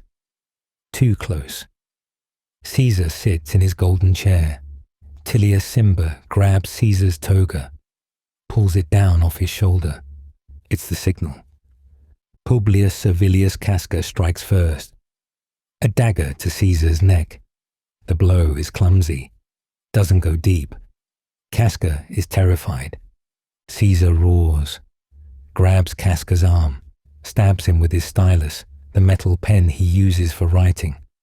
Casca, you villain! What are you doing? Then the others rush in. Steel flashes from every direction. 23 senators, 23 daggers, all stabbing at once. Caesar tries to fight. He's 55 years old and sick, but he's still Caesar. He punches, kicks, tries to get away, but there are too many. Gaius Cassius stabs him in the face. Another blade hits his ribs, another his thigh. Blood sprays across white togas. Caesar sees Marcus Brutus in the crowd. Brutus, who he mentored, protected.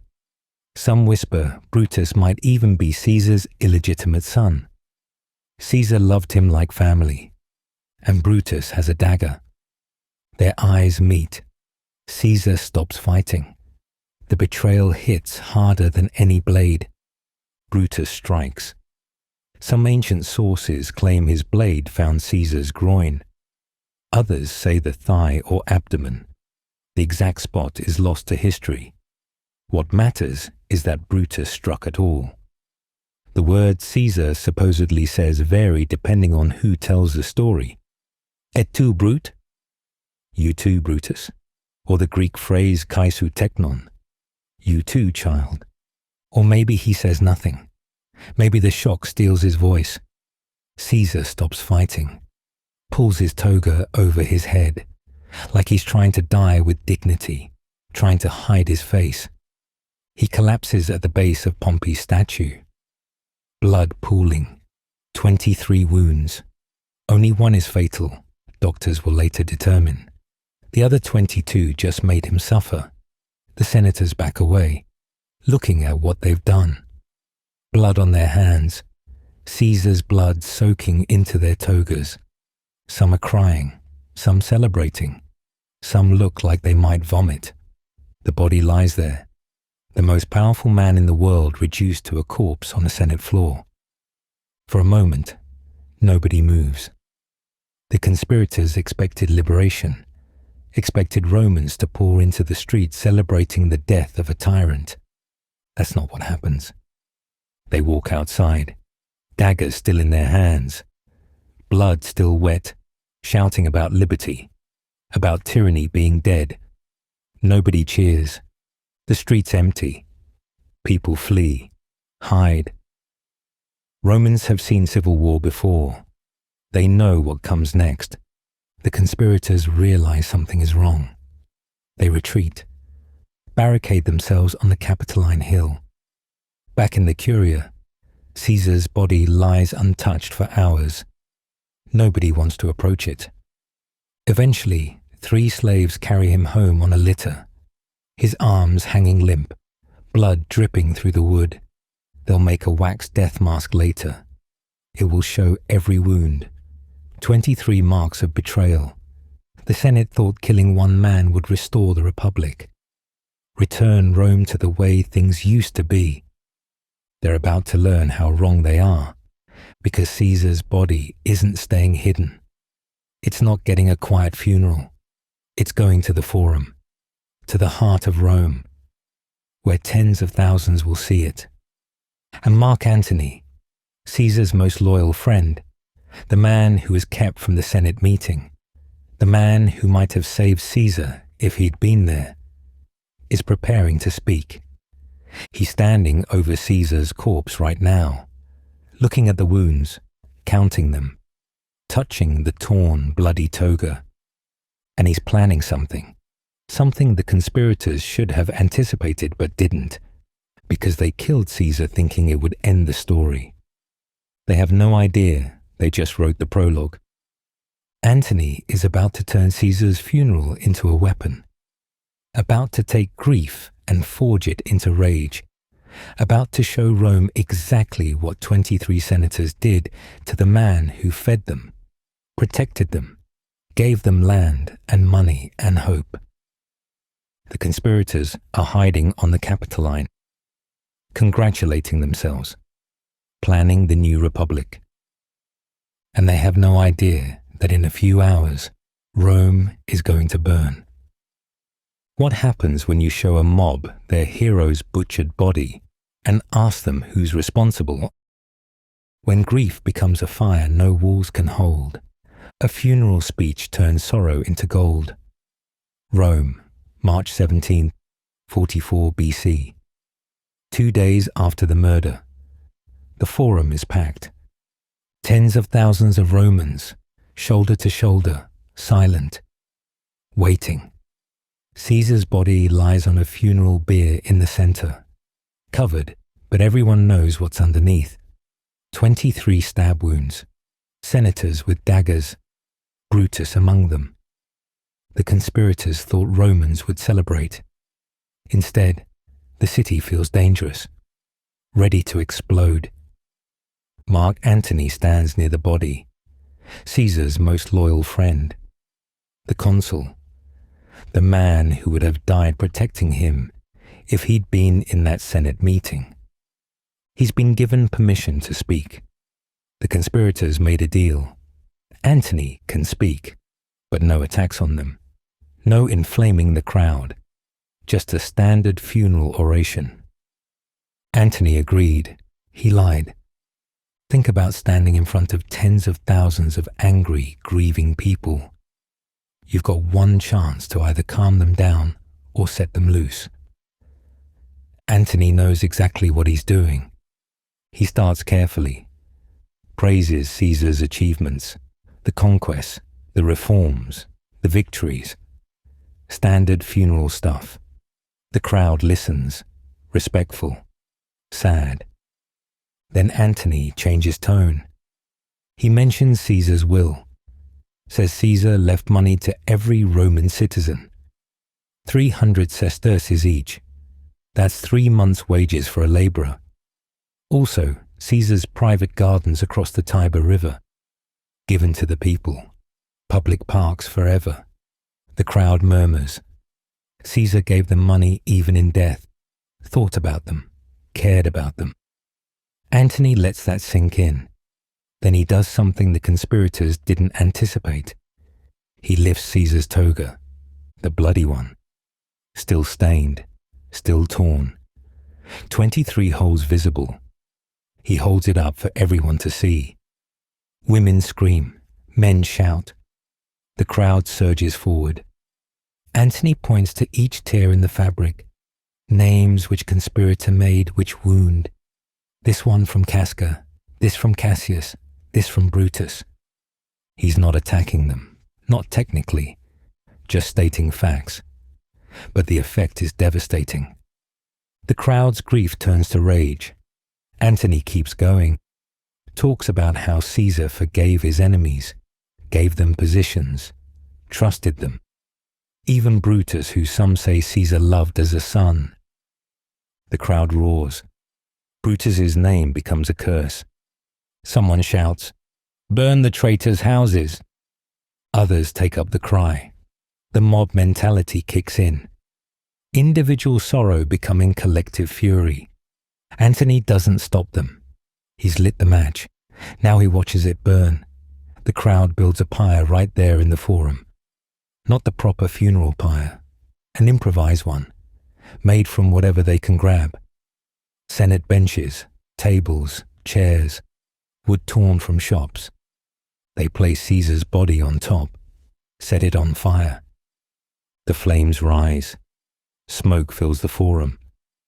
Romans pressing close, some weeping, some chanting Caesar's name, some screaming for vengeance. Then the mob splits off, groups running through the streets, hunting for conspirators' houses. They find Brutus's villa first, torch it. Everything burns. Cassius's house, same treatment. Flames consuming generations of wealth. They catch a man in the street, a poet named Helvius Cinna. Wrong place, wrong time. Someone in the mob thinks he's Cornelius Cinna, one of the conspirators. The poet screams that he's the wrong person, shows his face, explains he's a friend of Caesar. The mob doesn't care. They tear him apart. His body left in pieces in the street. Terror spreads. The conspirators are barricaded on the Capitoline Hill, watching the city burn below them.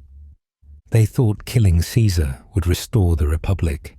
Instead, they've unleashed chaos. The forum fire burns through the night. Caesar's body consumed, ashes rising into the dark Roman sky. By dawn, the smoke still hangs over the city like a veil. The conspirators watch from their fortified position. No army, no plan, just daggers and fear. Rome's streets are full of Caesar's veterans, men who fought in Gaul, who crossed the Rubicon, who remember every coin Caesar gave them. These men aren't celebrating liberation. They're sharpening swords. But something else is happening. Something nobody planned. Something that will change everything.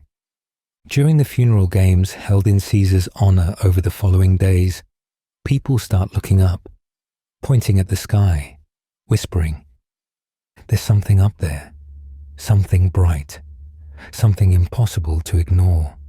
A star, but not like other stars. This one has a tail, this one moves, this one appears in broad daylight and doesn't fade. A comet, visible for 7 straight days, bright enough to see even when the sun is up, hanging over Rome like a divine announcement." The people start talking. Is it a sign? Is it Caesar? Is it the God speaking? Within hours, the whispers become certainty. It's Caesar's soul, ascending to the heavens, becoming divine. The conspirators watch the comet from their hiding places. They killed a man, but the sky itself seems to be announcing that they killed something more. And while Rome stares at the heavens, while the comet burns above the forum, while priests start talking about divine Caesar, something even more dangerous is happening in a quiet house on the edge of the city. A letter is being read. Caesar's will, sealed until 3 days after the funeral, now opened, now revealing Caesar's final commands. A skinny 18-year-old named Gaius Octavius sits in a room full of advisors. His mother, his stepfather, men who think they know politics. They're reading the words that will change Roman history forever. I adopt Gaius Octavius as my son and heir.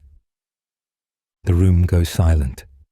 The boy everyone dismissed, the sickly teenager, the nobody, just inherited the most dangerous name in Rome. His mother is already crying, begging him to refuse, saying the conspirators will kill him, that accepting the inheritance is suicide. Outside, the comet still burns in the sky. Romans are building shrines to divine Caesar. Veterans are organizing.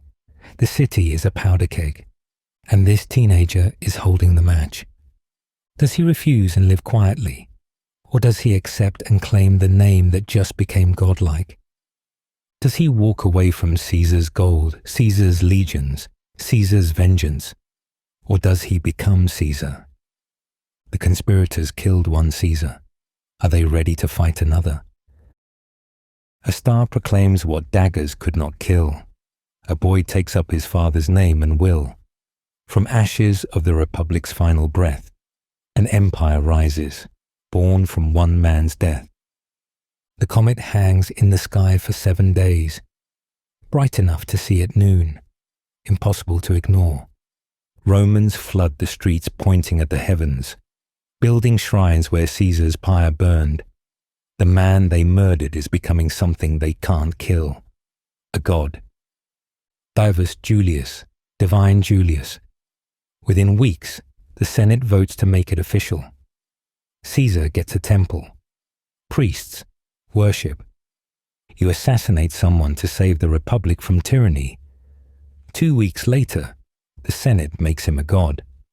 That's cosmic irony. The conspirators flee to raise armies in the eastern provinces. They killed a dictator. The sky announces they killed something more. In a quiet house, 18-year-old Gaius Octavius reads Caesar's will. Caesar adopted him, made him heir, gave him everything. The teenager accepts. His birth name was Octavius. Now he takes Caesar's full name and adds his old family name to the end. He becomes Gaius Julius Caesar Octavianus. But most people just call him Octavian for short. Same person. New name. Caesar's son now. He travels to Caesar's legions and pays them everything Caesar promised. The veterans kneel. Caesar's army becomes his army. The next few years are chaos.